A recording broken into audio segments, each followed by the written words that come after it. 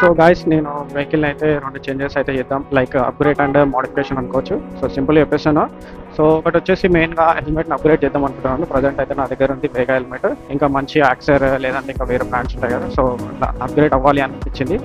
So ఈ హెల్మెట్లో అయితే ఏ issue లేదు, బట్ అప్గ్రేడ్ అయితే బాగుంటుంది కదా అని. సో ఆల్మోస్ట్ 2 ఇయర్స్కి దగ్గర వచ్చేస్తుంది.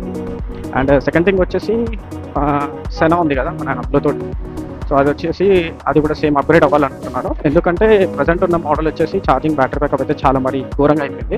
ఫస్ట్లో బాగానే ఉండేది, బట్ ఇప్పుడు ఎందుకో మరి నాకు తెలియదు, తక్కువ అయిపోయింది. సో అది ఒకటి మోడల్ చూసుకొని ఆల్రెడీ పెట్టేసుకున్నాను. సో అది కూడా అప్గ్రేడ్ అవ్వాలని అనుకుంటున్నాను. అండ్ సెకండ్ థింగ్ వచ్చేసి బైక్ మోడిఫికేషన్ అయితే అంతా కాదు, మోడిఫికేషన్ మరీ చేస్తే ఇచ్చే మైలేజ్కి మనకి ఒకటిపోద్ది, అకౌంట్లో ఉన్న బ్యాలెన్స్ 0 చేసుకోవాల్సిందే.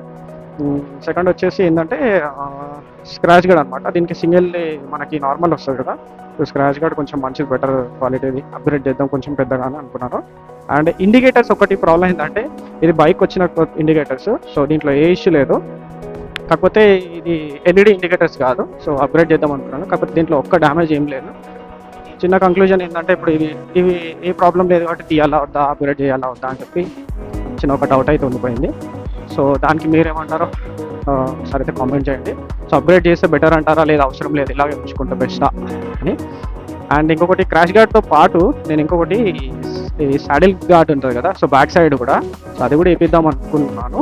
సో చూద్దాం, అక్కడికి వెళ్ళిన తర్వాత మన బడ్జెట్లో సెట్ అయింది అనుకోండి, సో ట్రై చేస్తాను.